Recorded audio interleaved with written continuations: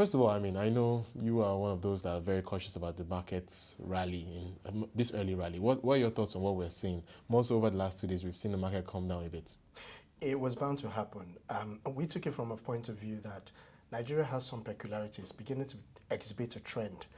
At the beginning of January, a lot of people have paid a lot of money and there is nowhere to put it. So what it does, it goes into the market. And for that reason, there was that rally.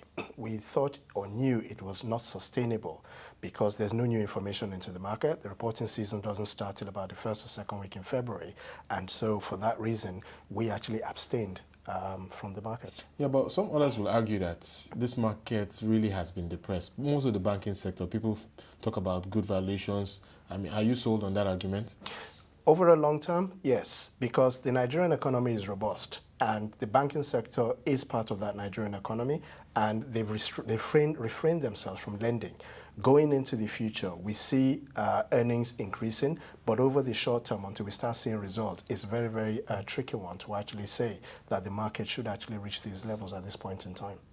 Let's touch on some news flow. Obviously, over the last 2 days, or rather last week, we've heard news about some brokers getting suspended from trading. Do you think this is something that investors should be worried about, or is this something that you think is probably going to die down over the next, say, 1 or 2 months? It possibly would die down, but I don't think the investment community has anything to worry about. The stock exchange systems are robust enough. The CSCS system is robust enough as well as secure. So all the exchange would actually do is pass on or assign another broker to those accounts. The only thing I would actually say is the stockbroking community possibly need to get their act together to ensure this doesn't happen again, because reputational damage is very bad.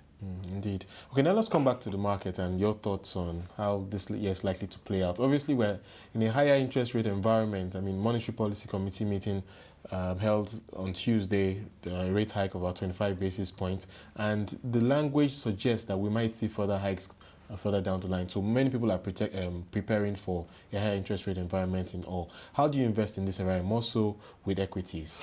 We will anticipate, or we're anticipating that there will be asset switching, definitely, because there are those who possibly can't or would not be prepared to take risk in the equity market. The Nigerian equity market exhibits that over the first quarter it possibly gets its highest return, and then everybody starts looking for the second and third and fourth quarter of the year.